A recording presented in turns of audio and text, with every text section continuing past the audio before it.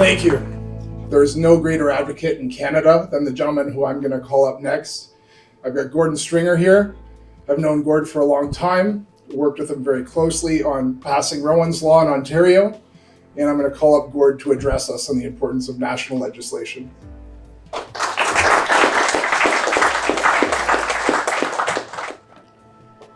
Thank you very much, Tim. I want to thank everyone here tonight for being here and for showing your support for this very important bill. In May of 2013,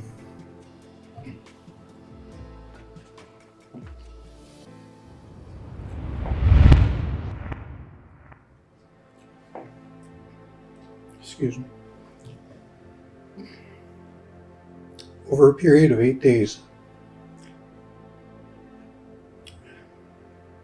my daughter Rowan suffered 3 concussions.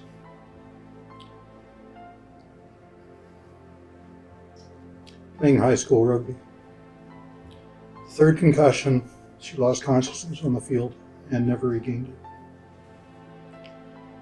Following her death, there was a coroner's inquest in Ontario, here in Ottawa.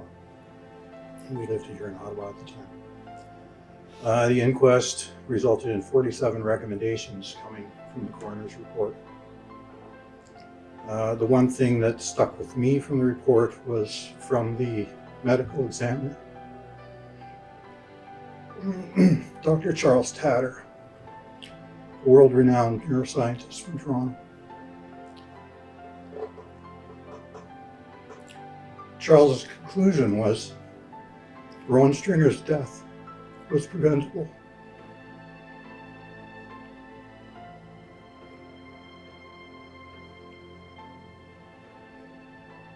So we got 47 recommendations from the inquest. And what was I going to do with them? The first thing I did was, well, okay, it's a coroner's inquest. Somebody's going to do something with this thing. I looked into it. Chances are it's probably going to sit on a shelf somewhere and gather dust.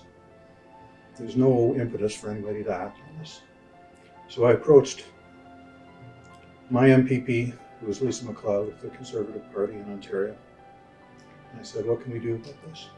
She said, well, I got a shot at a private member's bill. Much like Alistair, she took that initiative. She gathered support from John Fraser, the Liberal Party here in Ottawa, MPP for the Liberal Party, and Catherine Fife from the NDP in Kitchener, Ontario.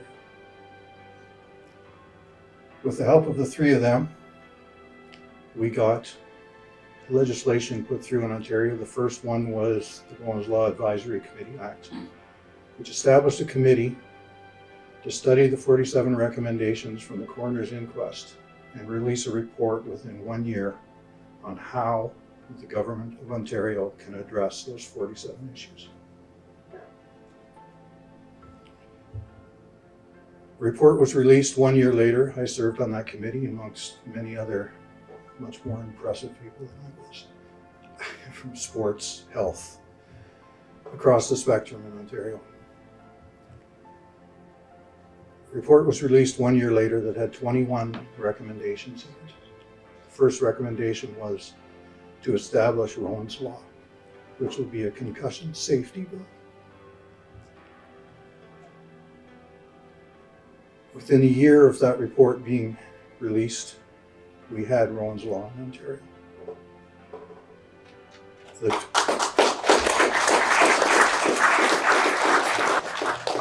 first one, establish Rowan's Law, of course, was the first one they ticked off. They put it through. It established some guidelines on how to address the other 20 recommendations that were in that report. Over the last 6 years, 18 of the 21 recommendations have been fully implemented in Ontario.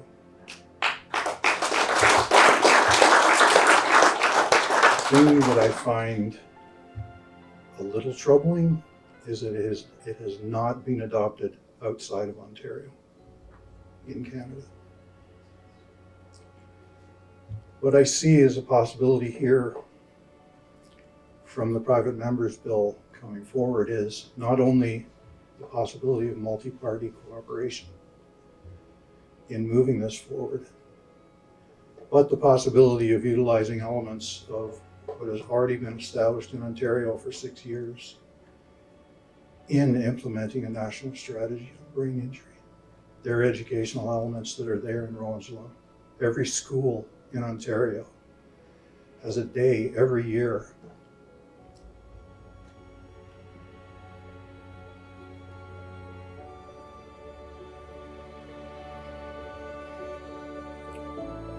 where the students are taught Rowan's story, how to recognize a concussion, what to look out for at their friends, on their teams, at school. Every team in Ontario, every sports organization in Ontario, every coach, every athlete, every parent, every referee, every trainer must every year before the start of their seasons go through the concussion education portal and sign off on it, and that must be documented. There are elements in Rowan's Law for educating healthcare professionals. The front lines for concussion treatment are family practitioners. It was astonishing to realize that not all medical students got any kind of education on concussions.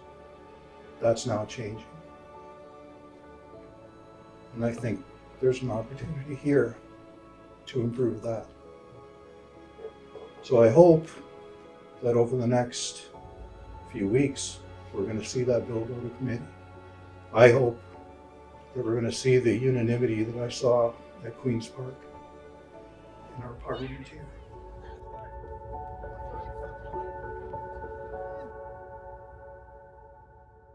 This isn't a political issue. Don't make political hay out of it. Just get it done. It's important. Thank you.